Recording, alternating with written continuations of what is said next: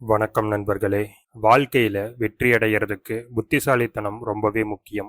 உங்ககிட்ட பணமும் புகழும் இருந்தா கூட அந்த பணத்தையும் புகழையும் தக்க வச்சுக்கிறதுக்கு உங்க லைஃப் லாங் எடுத்துட்டு போறதுக்கு நீங்க இன்டெலிஜென்ட்டா இருக்கணும். அதாவது புத்திசாலியா இருக்கணும். நம்ம இந்திய பாரம்பரியத்துடைய முக்கியமான வழிகாட்டிகளில் ஒருவரான சாணக்கியர் புத்திசாலி மனிதர்கள் எப்படி இருப்பாங்க, நீங்க புத்திசாலி ஆகணும்னா உங்ககிட்ட என்னென்ன திறமைகளை வளர்த்துக்கணும்னு தெளிவா சொல்லியிருக்காருங்க. அதுல சில குறிப்புகளை இந்த வீடியோல பார்க்கலாம். ஒன்றாவது, டோன்ட் ரிவீல் எவ்ரிதிங். ஒரு மனிதன் தனக்கு ஏற்படக்கூடிய மற்றவர்களை பற்றின எண்ணங்கள், அவனுடைய அடுத்த திட்டங்கள், தனிப்பட்ட விஷயங்கள், அவனுக்கே உண்டான ரகசியங்கள், இது எல்லாத்தையுமே மற்றவங்க கிட்ட சொல்லக்கூடாதுன்னு சாணக்கியர் சொல்றாருங்க. ஏன்னா இந்த விஷயங்கள் மூலமா உங்களுடைய பலவீனத்தை மற்றவங்க தெரிஞ்சுக்கிட்டாங்கன்னா அதை உங்களுக்கு எதிராக அவங்களால பயன்படுத்த முடியும். உதாரணமா, உங்க தொழிலை விரிவுபடுத்தக்கூடிய எண்ணம் உங்களுக்கு வருது, அது மூலமா புது புது யோசனைகள் உங்களுக்கு வருதுன்னா அதை பத்தி நீங்க எல்லார்கிட்டையும் சொன்னீங்கன்னா உங்களுக்கு முன்னதாகவே வேறு யாராவது அந்த தொழில் யோசனையை பயன்படுத்தி கொள்ள முடியும்.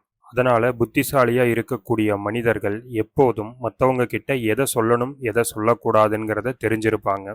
இரண்டாவது, உணர்ச்சியை கட்டுப்படுத்துதல், கண்ட்ரோலிங் எமோஷன்ஸ். ஒரு மனிதனுடைய பலவீனமா அமையக்கூடிய விஷயங்கள் கோபம், பேராசை, பயம். ஒரு மனிதன் எந்த விஷயத்துல கோபப்படுறான், எதற்காக பேராசைப்படுறான், எதை பார்த்து பயப்படுறான், இந்த மூணும் தெரிஞ்சுட்டா அந்த மனிதனுடைய வீக்னஸ் என்னன்னு மற்றவங்களால தெரிஞ்சுக்க முடியும். இந்த கோபம், பேராசை, பயம் இது மூணும் உங்களுடைய எதிரிக்கு தெரிஞ்சிருச்சு அப்படின்னா அது அவங்களுடைய நன்மைக்காகவும் உங்களுக்கு தீங்கு செய்யறதுக்காகவும் அவங்க பயன்படுத்தக்கூடும். உதாரணமா, உங்களுடைய ஆபீஸ்ல உங்களுக்கு ஒர்க் ப்ரெஷர் அதிகமா இருந்தாலும் உங்களுக்கு மேல இருக்கக்கூடிய உங்களுடைய மேனேஜர் அல்லது மேலாளரிடம் கோபமா பேசாம அமைதியா நடந்துகிட்டீங்க அப்படின்னா பிரச்சனை எளிதா தீர்ந்துடும். நீங்க ஒரு முறை கோபப்படுறத உங்களுடைய எதிரிகள் அல்லது சக போட்டியாளர்கள் பார்த்துட்டாங்க அப்படின்னா, உங்க கோபத்துடைய ட்ரிகர் பாயிண்ட் அவங்களுக்கு தெரிஞ்சிருச்சு அப்படின்னா அவங்களுக்கு தேவைப்படும் போது அவங்களுடைய ஆதாயத்துக்காக உங்களுடைய கோபத்தை ட்ரிகர் பண்ணி அவங்க இஷ்டத்துக்கு உங்களை ஆட்டி வைக்க கூடும்.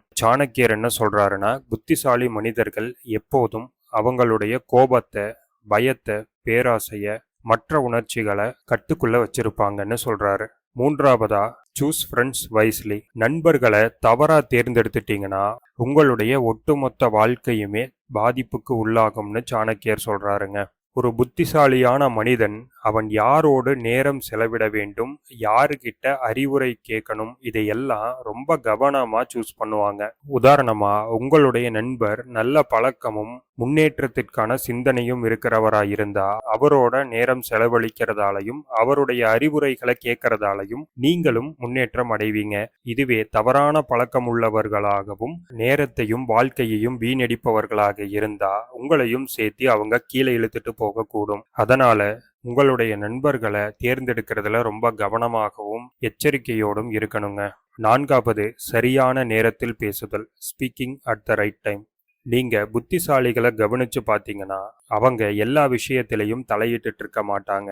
அவங்க முன்னாடி ஒரு டிஸ்கஷன் நீங்க நடத்துனீங்கன்னா கூட அதை பத்தி அவங்களுக்கு தெரிஞ்சே இருந்தாலும் அவங்க பெரும்பாலும் அதுல தலையிட மாட்டாங்க, அமைதியாவே இருப்பாங்க. ஆனா தேவைப்படக்கூடிய இடத்துல சரியான நேரத்துல சரியான வார்த்தைய சொல்லுவாங்க. அந்த ஒரு வார்த்தையே போதும் அவங்க புத்திசாலின்னு நிரூபிக்கிறதுக்கு. உதாரணமா, ஒரு கூட்டத்துல எல்லாரும் வாதம் செஞ்சுட்டு இருக்கும்போது புத்திசாலி மனிதர் அதை அமைதியா கேட்டுட்டே இருப்பாருங்க. கடைசியில ஒரே ஒரு வாக்கியத்துல எந்த பிரச்சனையை பத்தி டிஸ்கஸ் பண்ணிட்டு இருக்காங்களோ அந்த மொத்த பிரச்சனைக்கும் சொல்யூஷன் சொல்லிடுவாரு. அந்த ஒரு வாக்கியத்துடைய மதிப்பு தான் அவரை ரொம்ப ஹைலைட் பண்ணி காட்டும். ஐந்தாவதா, எப்போது, எங்க, யாருடன் இருக்க வேண்டும் என்பதை அறிதல், knowing where, when and with whom to B.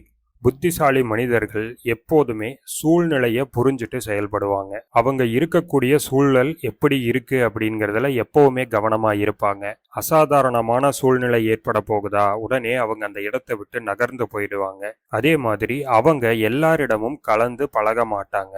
யார்கிட்ட எப்படி நடந்துக்கணும், எங்க பேசணும், எங்க மௌனமா இருக்கணும்ங்கிறதெல்லாமே அவங்களுக்கு நல்லா தெரியும். ஒரு புத்திசாலி மனிதர் அவங்களுடைய நண்பர்கள் கிட்ட பேசுறதுக்கும் மேலாளர்கிட்ட பேசுறதுக்கும் பேசுற விதத்துல நிறையவே வித்தியாசம் இருக்கும். ரெண்டுமே ஒரே மாதிரி இருக்காது. புத்திசாலி மனிதர்கள் சூழ்நிலைக்கேற்றபடி தன்னையும் தன்னுடைய பேச்சையும் தன்னுடைய நடவடிக்கைகளையும் மாத்திக்குவாங்க. இதுதான் அவங்களுடைய மிகப்பெரிய பலம்னு சாணக்கியர் சொல்றாருங்க. ஆறாவதா, கஷ்டத்திலும் மன உறுதியை கடைபிடிப்பது. Stay strong in difficulties. வாழ்க்கையில யாருக்குமே கஷ்டம் வராம இருக்காதுங்க. சந்தோஷமும் கஷ்டமும் தான் வாழ்க்கையுடைய 2 துருவங்கள்னு சொல்லலாம். அதை தவிர்க்க முடியாது அப்படிங்கிற உண்மையை புத்திசாலிகள் தெரிஞ்சு வச்சிருப்பாங்க. புத்திசாலிகள் கஷ்டம் வரும்போது வாழ்க்கையே முடிந்து விட்டதா எண்ண மாட்டாங்க. இரவுன்னு ஒன்று இருந்தா பகல்னு ஒன்று கண்டிப்பா வரும். கஷ்டம்னு ஒன்று இருந்தா இதற்கான முடிவும் சீக்கிரமே வரும்னு அந்த முடிவுக்காக காத்துக்கிட்டு இருப்பாங்க. அதே மாதிரி புத்திசாலிகள் அவங்களுக்கு வரக்கூடிய கஷ்டத்தை ஒரு பாடமா பார்த்து அதுல இருந்து என்ன கத்துக்கலாம், அதிலிருந்து என்ன புதிய வாய்ப்புகளை உருவாக்கி அதன் மூலமா அந்த கஷ்டத்தை போக்கி வெற்றி அடையலாம்னு யோசிப்பாங்க. உதாரணமா, செய்யக்கூடிய வியாபாரம் அல்லது தொழில் ஒரு முறை தோல்வி அடைஞ்சிடுச்சுன்னா சாதாரணமானவர்கள் உடைந்து போய் இனி அது எனக்கு ஒத்து வராதுன்னு விலகிடுவாங்க. ஆனா புத்திசாலிகள் அந்த அனுபவத்திலிருந்து கத்துக்கிட்டு எதனால தோல்வி அடைஞ்சதுன்னு அனலைஸ் பண்ணி அதை ரெக்டிஃபை பண்ணி திரும்பவும் ஜெயிப்பாங்க. 7வதா, சுய கட்டுப்பாடு, செல்ஃப் டிசிப்ளின். உண்மையான புத்திசாலி மனிதர்கள் தங்களுடைய வாழ்க்கைய அவங்களுடைய கட்டுப்பாட்டுல வச்சிருப்பாங்க. அவங்கள நல்லா நோட் பண்ணி பார்த்தீங்கன்னா, சாப்பிட்ற சாப்பாடு, தூங்குற தூக்கம், பேசுற பேச்சு, கையாளக்கூடிய பணம், இது எல்லாத்துலேயுமே ஒரு கட்டுப்பாடு, ஒரு கண்ட்ரோல் அவங்க கிட்ட இருக்கும். புத்திசாலிகள் அதிகமா சாப்பிட மாட்டாங்க. ஏன்னா அதிகமா சாப்பிட்டா அது உடல் நலத்துக்கு கேடுன்னு அவங்களுக்கு தெரியும். அதிக நேரம் வீணா பேச மாட்டாங்க. அதிக நேரம் பேசுறதால பகை உண்டாகும்னு அவங்களுக்கு தெரியும். அதிக நேரம் தூங்க மாட்டாங்க. அதிக நேரம் தூங்குனா சோம்பேறித்தனம் அவங்கள பீடித்து கொள்ளும்னு அவங்களுக்கு தெரியும். அதே மாதிரி பணத்தை வீணா செலவிட மாட்டாங்க.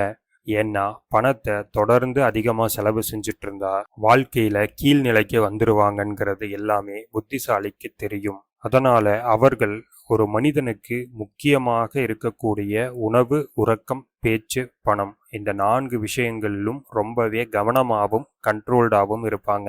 அவங்களுடைய இந்த சுய கட்டுப்பாடே அவங்கள வெற்றியின் உச்சிக்கு கொண்டு செல்லும்னு சாணக்கியர் சொல்றாருங்க. ஆக சாணக்கியர் சொன்ன புத்திசாலிகளுடைய 7 குணாதிசயங்கள் இதுதான். ரகசியங்களை எல்லாரிடமும் சொல்லக்கூடாது. உணர்ச்சிகளை கட்டுப்பாட்டோடு வைத்துக் கொள்ள வேண்டும். உங்கள் நண்பர்களை சரியாக தேர்வு செய்ய வேண்டும். சரியான நேரத்தில் பேச வேண்டும். சூழ்நிலைகளை சரியாக கையாள வேண்டும். கஷ்டத்திலும் மன உறுதியோடு இருக்க வேண்டும். சுய கட்டுப்பாட்டுடன் வாழ வேண்டும். நீங்க புத்திசாலியா இருக்கணும்னா இந்த 7 குணாதிசயங்களை உங்களுக்குள்ள வளர்த்துக்கங்க. இப்ப சொன்ன இந்த 7 குணாதிசயங்கள்ல உங்ககிட்ட எந்த குணாதிசயம் இருக்குன்னு கீழே கமெண்ட்ல சொல்லுங்க. இந்த வீடியோ பிடிச்சிருந்துச்சுன்னா வீடியோவை லைக் பண்ணுங்க. உங்களுடைய நண்பர்களுக்கும் இந்த வீடியோவை ஷேர் பண்ணுங்க. மறக்காம சக்சஸ் மைண்ட் செட் தமிழ் சேனலுக்கு சப்ஸ்கிரைப் பண்ணி பெல் பட்டனை கிளிக் பண்ணிக்கங்க. நன்றி.